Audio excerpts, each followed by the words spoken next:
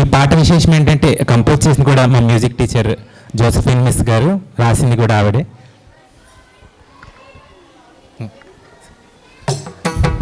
పేరు ఎవరి పేరు? అమూల్య. అమూల్య సార్, ఫొటోస్ తీయండి సార్. కృష్ణ సార్.